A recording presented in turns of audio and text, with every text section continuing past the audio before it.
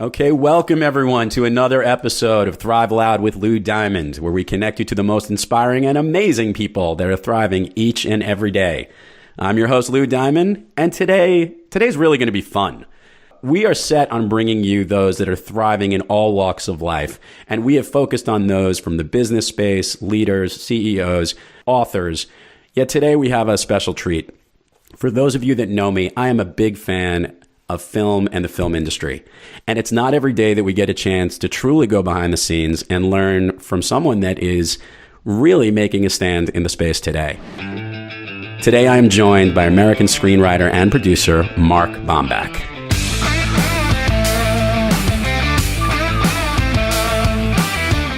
It's time to take an inside look at those that are taking their lives, their businesses, and their passions to the next level.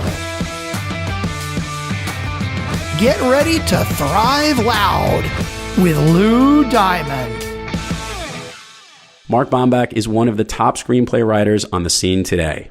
In addition to writing War for the Planet of the Apes with director Matt Reeves, which is coming to theaters this summer, I believe on July 14th, Mark's credits include Dawn of the Planet of the Apes, Insurgent, The Wolverine, Total Recall, Unstoppable, Live Free or Die Hard, Deception, and Race to Witch Mountain. Amazingly, I've seen every one of those movies, which is kind of unbelievable or just scary at the same time. So while primarily a writer of feature films, Mark also co-authored a young adult novel, Mapmaker, with novelist Galaxy Craze. Mark has advised at the Sundance Institute's New Frontier Story Lab and has taught screenwriting at his alma mater, Wesleyan University.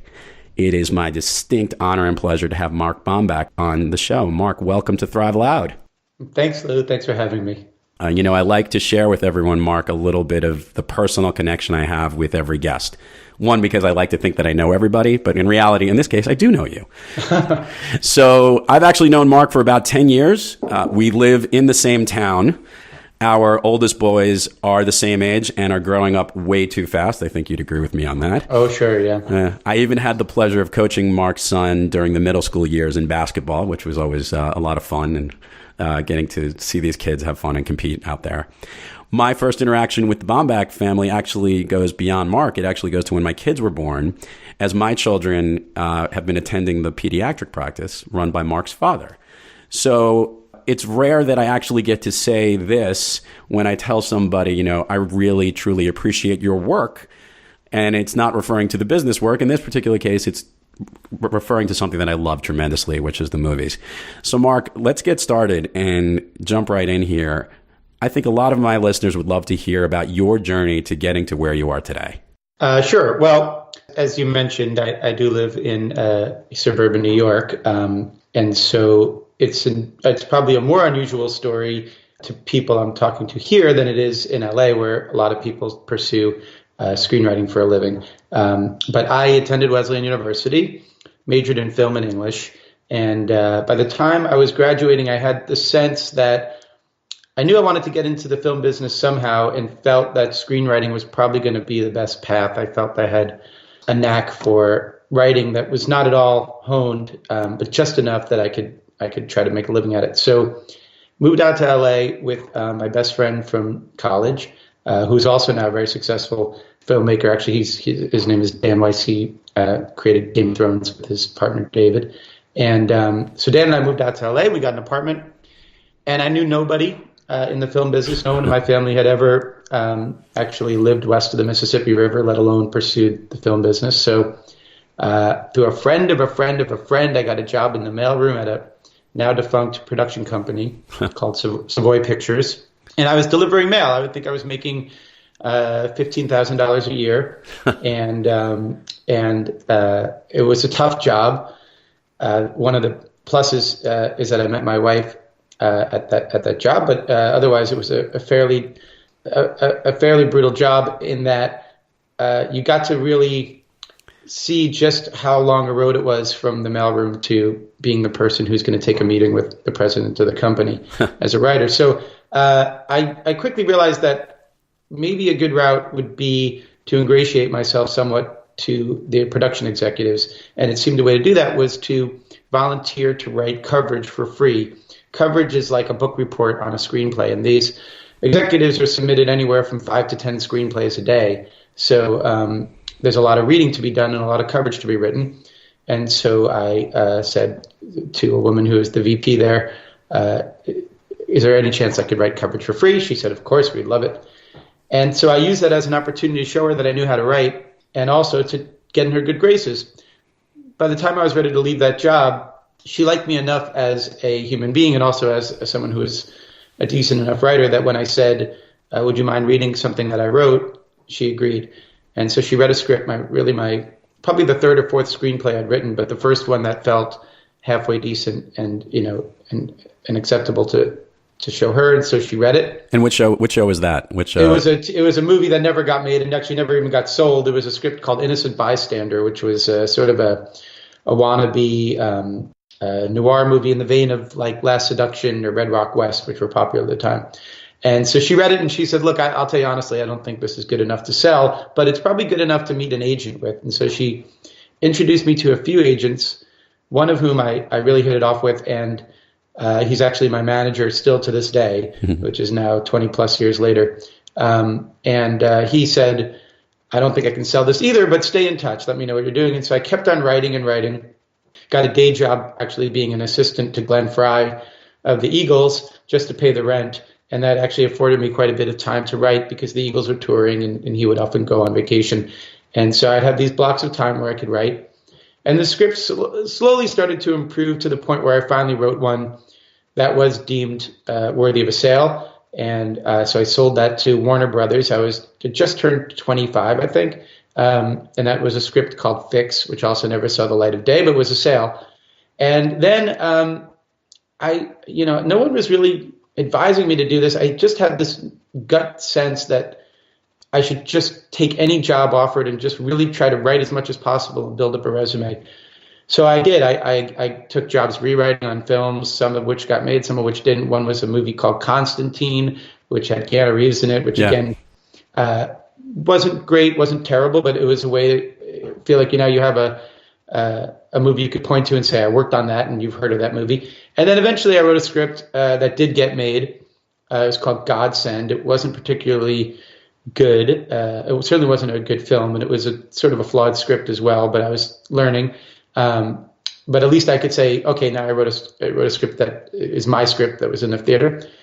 And it was around that time that I felt I had been working steadily enough that it was okay to gamble moving away from LA and moving to New York. And so I took another job right before I left for New York, and that was writing a screenplay that would eventually become the movie Live Free or Die Hard. But at the time, it was called simply Die Hard 4. And I know it seems a little bit hard to believe now in hindsight, but at the time, no one was looking really to make another Die Hard film. It had been, I think, 12 years since the one before it. And so it wasn't the most coveted job. And so I was lucky that they took a gamble on me and hired me for it. And that's what I was writing when I moved out here. The movie got made. The movie did really, really well, both critically and commercially. And so then I was sort of off to the races. And I've been working steadily ever since and trying to get better at my job. I feel like in the last 10 years or so, I finally have figured out some things. And that's how I arrived where I am. Mark, it's a great story. And I wanted to ask what the feeling must have been like when you made Godsend and there you were and you saw your screenplay or one that you contributed to in the theaters, and whether it was good or not. What was that feeling like for you as the writer to see something that you created in its production? What was the feeling like for you? It's well, the truth is it was truly bittersweet. It was at once sort of amazing to sit in the theater. I remember we were living in LA at the time. I went to a theater in Westwood, which I'd seen tons of movies at. The Bruin was the name of the theater. And now I'm sitting there in the audience, and that movie, for better or worse, every line of dialogue came out of my computer. And it's kind of amazing to see total strangers sitting there and experiencing your work. It's bittersweet because I knew probably about halfway through production that it wasn't going well and that it wasn't going to turn out the way I'd hoped. And as the post-production process became really laborious, then I was all but certain it wasn't going to be a good film. So I guess the way I tempered that disappointment was I'm fairly adept at being able to step back and say, it's your first film. It would be worse if this was the best film you ever made, and then it was all downhill from here. At least you have a nice starting point. Right. And so that was sort of how I consoled myself. And the movie didn't make a lot of money. It wasn't a disaster financially, but it didn't make a lot of money. It had Robert De Niro in it. It should have made a lot more money just off of his name. So that's a testament to how poor the movie actually is. But again, I learned so much on it, good and bad. I learned a lot of things. I learned a lot what not to do, and I learned how tempting it is to make decisions, for the wrong reasons. And so I've taken a lot out of that experience, and I don't regret it for a minute. But it was a little bittersweet. I mean, it's amazing. The word, the title Godsend. I remember coming up with the title, and then you're walking down the street and it's on a marquee. Yeah. It is a great feeling. Even going to set and seeing chairs with the words Godsend stenciled on the back, and the swag hats and tote bags they get to everyone on the crew, and you're like, wow, everyone's walking around with this title that I came up with. It is a bit of a head rush, but it's that head rush that allows you to make really dumb choices as you're as you're going forward in the development of the story, and listen to advice that maybe isn't the most sound advice, and so things can go awry very quickly if you're only enamored with the fact that you made it to the top of that mountain. No, it's a good point. We recognize it's a lot easier to say now, obviously, because probably when the head rush is going on at that time, you're in it, and you're hoping it all works, and it's the chance to launch it. But then obviously, it's so difficult to not only get a screenplay picked up, it's also difficult for then the film to also do well, and so much has to happen. So it's such a challenging risk, which brings me to this question that I think you've probably thought, during those early years, was there ever a point when you stopped and said, this is not going to work, I really have to get like another job, or I have to start to look into a different area that's outside of Hollywood? It's a good question. I mean, it's funny, when I met my wife, I was 20, I think I was 23, and she's the only daughter of a Holocaust survivor. Mm-hmm. And so when I proposed to her, I said to him, look, I know you're entrusting me with the most important thing in your life. I promise you, if by the time I'm 27 or 28, I haven't made a career at this, I will go back to school for something. I won't throw away my 30s pursuing this. And he, of course, is a really gentle and amazing guy, and said, you do whatever you need to do. But I could tell there was a part of him that was relieved that at least I had that thought. And that was a promise I'd even made to myself, that if it wasn't working out by the time I hit about 28, I wasn't someone who wanted to stay in the casino and keep betting hand after hand in the hopes that things would work out. I was someone who would have been able to live with the fact that I gave it a shot, didn't work out, and then I'd go back to school for something else. The fact that I was able to sell something by 25 made that a little bit easier, right, to feel like I'd accomplished something. And then Godsend, I think, went into production when I was around 28. And so again, it felt like I dodged the bullet of that deadline. But I will say, after Godsend and when I moved to New York, it was a big, big decision, because I really wasn't successful enough to just pick up stakes and leave LA. It was a gamble. And I think I almost wanted to put myself in a place where I made it as difficult as possible to succeed, so that if I could fail there, it's the opposite. If I could make it here, it's like if I could fail here, then it really wasn't meant to be. And then I would, so I think I was really testing, because I knew Godsend wasn't successful. I knew that wasn't really what I wanted my work to resemble. And it wasn't that I ever said, I think I'm going to quit, but I kept on flirting with the possibility that if it doesn't work out, it's not meant to be. And I wanted to make sure I was really putting myself in the optimal position, as weird as that sounds, to make it not work out, And let me ask the question, because it is interesting, because obviously there's so many screenplay writers that live out in LA. What was the impetus for moving back to New York? And if you said this timing is right, so here you end up with one, Godsend comes out, and that's when you start to go. And a challenge that It's pretty interesting because obviously probably it goes against the tide. You just took Sinatra's song. If you can fail here, you can fail anywhere. Yeah. As it relates to doing something here in New York, what was the impetus that made you move over? Well, truthfully, it had nothing to do with work. I had two kids at the time, and every holiday, birthday, Super Bowl, whatever, it was either spent with just my wife and our friends, or we'd get on a plane to visit family, or they would get on a plane to see us. And it just didn't seem like a tenable way to live the rest of our lives. So I have three brothers who all live in the tri-state area. I wanted to raise my kids near their cousins, and I wanted to know my nephews and nieces. I wanted my kids to be closer to at least one set of grandparents. And my wife's an only child. Her parents live in Chicago. They're here all the time now in New York. I just had a sense that it would be much better for our family. And screenwriting was reaching a place, it was in its nascency, but still reaching a place where most of what you did, like I wouldn't print out a script so much as email it. So it was a little easier to not live in LA than it might have been 20 years prior to that. But the other part a little bit was that I was getting a little drained in terms of, the thing about LA is you'll go into a Starbucks, and it's not an exaggeration to say at least 10 people will be on their laptops working on a screenplay.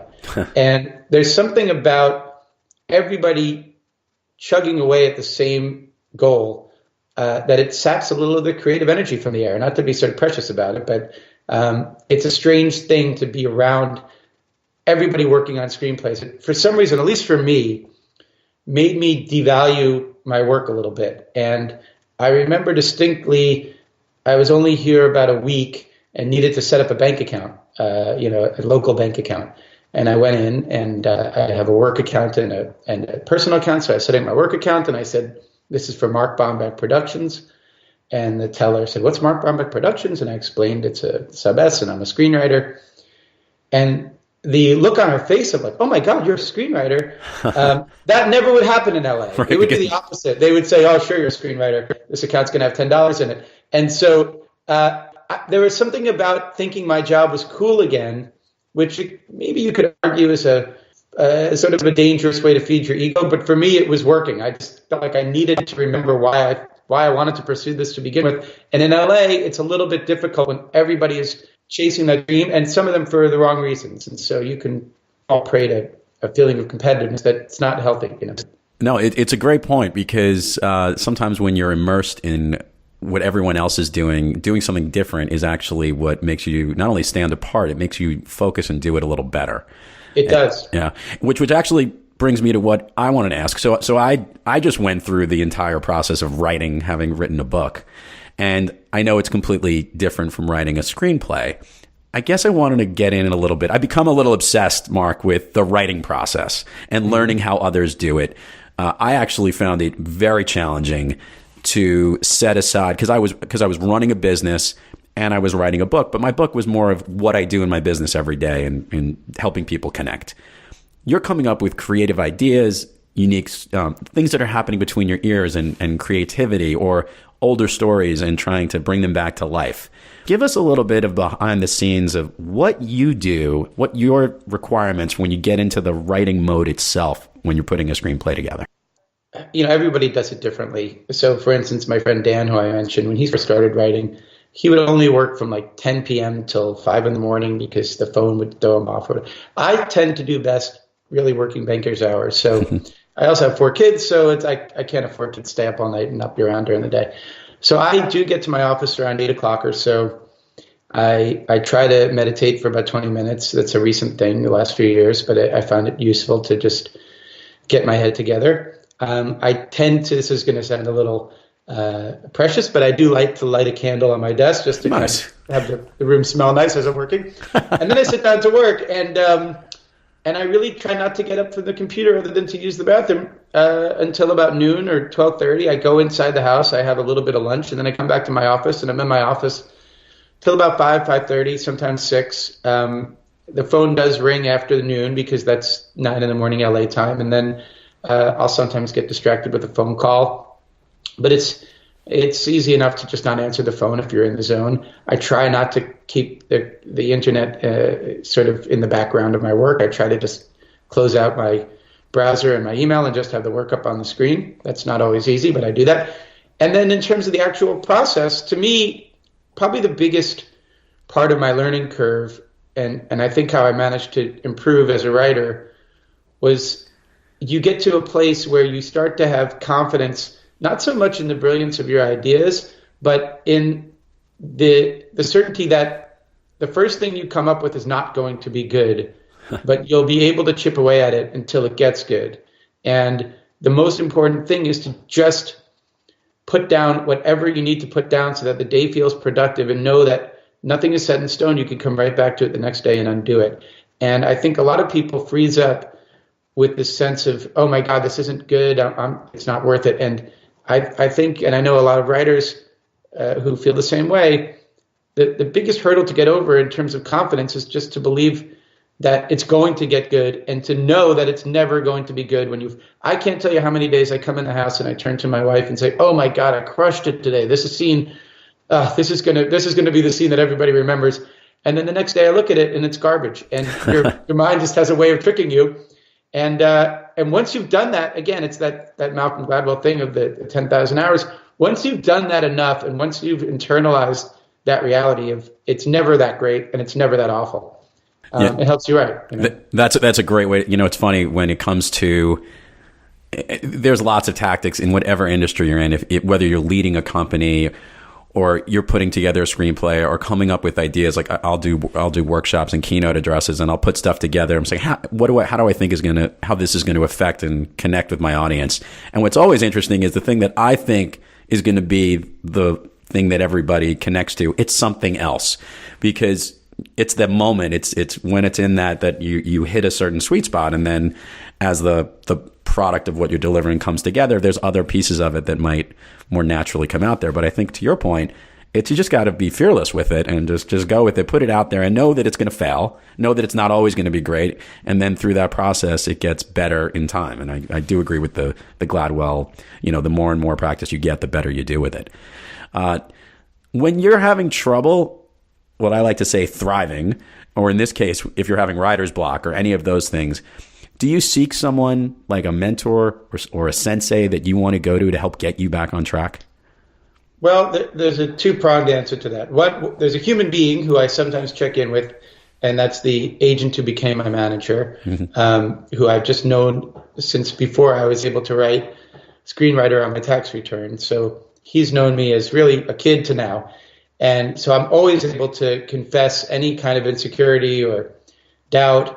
And I know he's not going to think, oh, Mark's lost it, or have any worries about my future.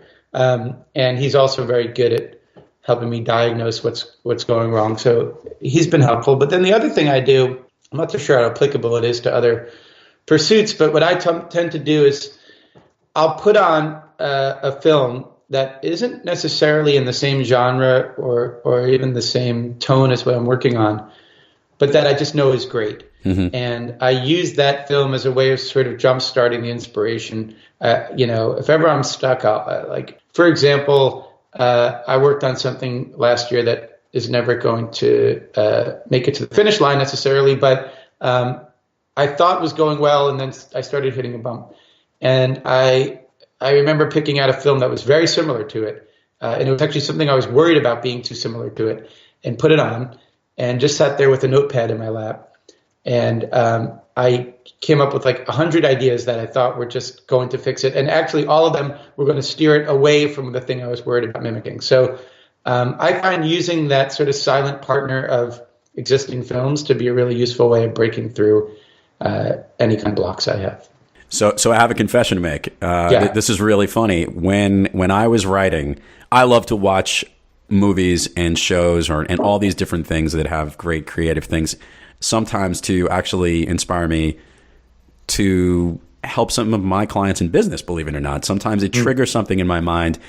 It could be, the way that movies help portray a story. I actually use tons of movie clips in a lot of the workshops I do to help people relate to something that everybody can connect to. And this has to do with helping top leaders perform, top salespeople do it. And I'll put stuff on there. And one of my favorite things is one of your movies, Unstoppable. There's there's some unbelievable scenes where these guys have some very challenging decisions to make with this. I mean, first of all, you got to love the fact that you wrote something and Denzel Washington is uttering words that you put out there. That's got to be cool. Come on. Is there moments that you basically go, yep, I wrote that? Come on. In terms of my career, that film still probably remains the best experience I ever had. I mean, the new films I've been working on with Matt Reeves, these Planet of the Apes films are amazingly gratifying, and he's become one of my closest friends, and I just love making them. But that was the first one where everything was aligning, and it just will always hold a very special place in my heart. And yes, the fact that Denzel is performing my dialogue is a surreal experience. And again, the director was just an amazing guy, and the other actor in the film, Chris Pine, actually became a pretty good friend of mine. Everything about it sort of came together, and I love that film. I'm glad it's proving to have any kind of use to other people. And what's interesting is it's a scene when, right towards the end when they're trying to get the train to stop, and they have to work together. And there's parts where they're together working as a team, but then they each have to do something individual to go do it. And it's actually an important piece in helping great leaders think things out, that obviously you need to work on the teams, but then there's certain tasks that they have to do. And whether you knew it or not, because it's such an important title with this, is that's how we want to live our lives, is unstoppable. We want to keep moving forward to the next thing, not a train out of control that's going to crash into a town in Pennsylvania. But it's important, and it's just great to see that every time I look at that. And now, obviously, the fact that you wrote it makes it even that much more poignant. So I wrote it about 2 miles away from where you live, and inspired with that. So one of the things that I know is interesting about being a screenwriter is obviously you have lots of films that you have your names are credited to because you're the writer or you're working with the producer with this. Yet I also know, and I know this from our personal conversations, that you have been called in at times to help out on certain films or certain situations where writers are having trouble or the producers are dealing with stuff. Can you share, if you're allowed to, some of the stories or instances where that's been the case? Yeah, no, it's a very, very fortunate position to be in. It's one of those things that, as a screenwriter, makes you feel like you're doing something right, because you'll get a call when the movie's already begun shooting, and there are just issues that, for whatever reason, the screenwriter is not available to fix, or maybe they're just written out, and then we need a new brain in the room. So I've done it on a lot of films. I did it on 50 Shades of Grey, if you can believe it. I did it on the Fast and the Furious 7. I've done it on a lot of films, some of which I don't want to. Movies coming out this summer that I've done it on. And it's a great feeling. The first film I actually did that on was the first, The Rise of the Planet of the Apes, which was just about to enter production. And what's great is that everybody is rowing in the same direction at that point. And so your job is to really stand in the middle of that, hear all the different opinions and why people feel they're not arriving at their destination, right, to extend that metaphor. And your job is to sort of parse out what's useful, what's not, and then come up with a game plan for them and say, okay, here's what I believe isn't working. And I hear you. I understand why you're saying this is a problem. I think your diagnosis is correct, but your prescription is not, and let me give you a different one. And oftentimes people just want to know they're being heard, and then your job is to then execute something. If they had all the answers, they wouldn't be hiring me. So my job is to come in and do a lot of listening, and then sit down and come back to them with, again, a game plan, and then execute on that game plan. And it's very, very fun when it's working. And even when it's not working, it's fun in a sort of challenging way. You get to work more closely with the actors in that capacity. And so that's also different than just sitting in my office all day. And a lot of times people are very grateful in a way they might, I've been on the other end of it, right, where I've been early in the process and I'm not around by the time the film is shooting. So I don't get to be the beneficiary of that gratitude. But when you're the writer standing on the set and something works and they can turn to you and say, oh my God, you saved us, thank you. That's a nice feeling. By the way, on all those films, I don't get credit on them. My name's not on the screen. I don't see any residuals. So that's the downside. But they pay nicely for you to just be there for a week or two and be a doctor and get out. Well, it's great because you get to be a coach basically and come in and consult and work with the team to help do that. And doing that every day, that's something that, you get, see, we have something else in common aside from our like from the movies and where we live. And I think what's great is that, because I've heard some of these stories, and by the way, you get to meet some of the actors. I just want to know if you were on scene when they were filming 50 Shades of Grey. While that was got to be. I had a very interesting experience on that film. I had this really bad bout of Bell's palsy, which came out of left field, and so half of my face was immobile, and I hadn't really advertised it, but I got this call saying, "We need you to come to Vancouver for a few weeks to work on 50 Shades of Grey." And so I arrived there, and I was so self-conscious about my appearance. And there are these beautiful young people all rehearsing these sexy scenes. And here's this 40-year-old guy with half his face immobilized and here to bring the sexy. And it was a very good lesson in getting over being self-conscious. And it was fascinating because that film was under such heavy security. They were so concerned that the paparazzi were going to take pictures of that you got to go inside this little sanctum. And I think I was there when the two leads met for the first time. Oh, wow. So that was interesting. Yeah. So again, it's a very privileged place to be when you're a screenwriter, and I don't take it without a lot of gratitude. Mark, let me ask you this. You obviously love the writing process. Is there something that you're looking forward to, or something that some people look at their industry and whether it's awards or whether it's, it's money that they look for. It seems to me that you write because you love to write. And I guess when you look at that, is there a certain goal or a certain thing that you'd love to do, or a certain project that you have that's maybe there is something that's, on the roadmap for you that you're looking to take on soon? I have some passion projects that are probably harder to get to the finish line than some of the more commercial things I write. I guess one of my goals would be to see those come to fruition. But truthfully, I just want to keep getting better at what I do and have the films turn out better and better.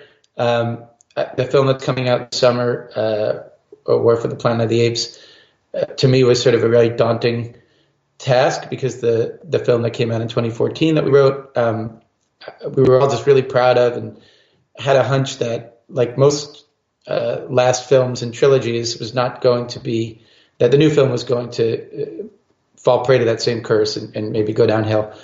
And we just killed ourselves to make it better. And I truly believe it's a better film than the last one. And I was quite proud of the last one. So to continue to have those kind of challenges thrown up and rise to them is, to me, really the most fun. I'm not one of these people who sort of defines themselves solely by their job. So I would say, truthfully, when I think about the future, it has more to do with seeing my kids be successful and dealing with being an empty nester and all the things that sort of consume me. I'm much less sort of hung up on will I win an Academy Award. It's nothing I sort of got into this for. So I'm very fortunate in that way.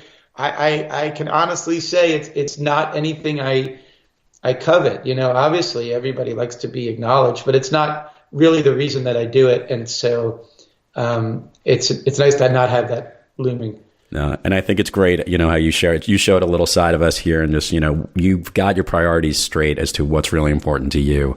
And that's why you are a rock star thriver, and we're so glad to have you on here today. So I have a couple more questions here before we wrap up. Believe it or not, we're already done, if not over. But the best part about podcasts is we can just go because we don't have any advertisers yet ready to chop us off here. What's one takeaway you want listeners, or maybe future screenwriters out there, to take from your experience? I'll sort of address the latter in terms of future screenwriters or people who are thinking about this. I know, I grew up in a town not far from where I live now, where pursuing a career in screenwriting, or really any kind of creative pursuit, just really seemed to be unattainable. Not in terms of, look, we were all very privileged people and nothing's unattainable, but it just seemed out of the realm of realism. And I took a big gamble in trying to pursue it. And I don't think it paid off because I'm any kind of genius. I think it just was one of those things where I managed to align the things I was good at with a lot of perseverance and a lot of hard work. And I guess the one thing I would sort of say to someone wanting to pursue screenwriting, whether it's for film or TV or video games or any kind of writing, is that there's no big mystery to it. There's no magic wand that's waved over certain people who are given just enough talent to do it. Really, the only barrier is how hard you're willing to work and what you're willing to risk in terms of your 20s or your 30s, or, you sort of have to make that calculation for yourself. But I know a lot of people who have pursued it. The ones who eventually abandon it and go on to other things did so because either they didn't ultimately want to put in that much work, or because they realized it really wasn't something they loved as much as they thought. And the ones who love it and were putting in the work, almost to a person, have been successful at it. So that would be my advice. I love it.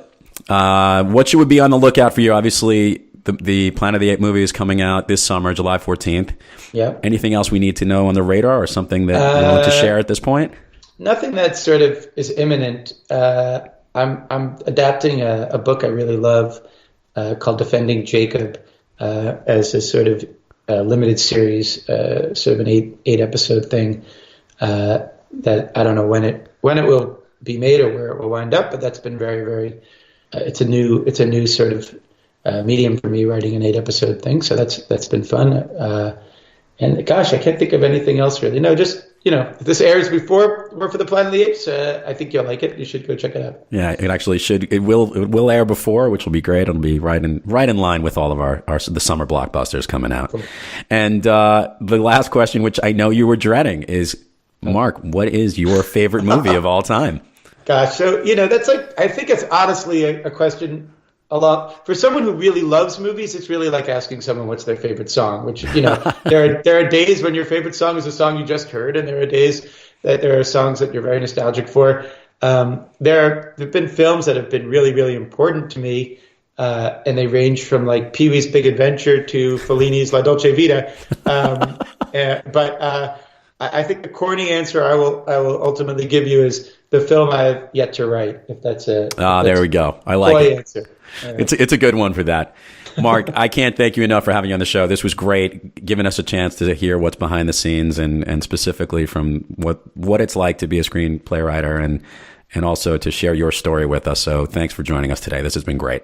My pleasure, Lou. Thanks for having me. So to everybody else, keep thriving onward and upward. And remember, be brief, be bright, be gone. You've been listening to Thrive Loud with your host, Lou Diamond.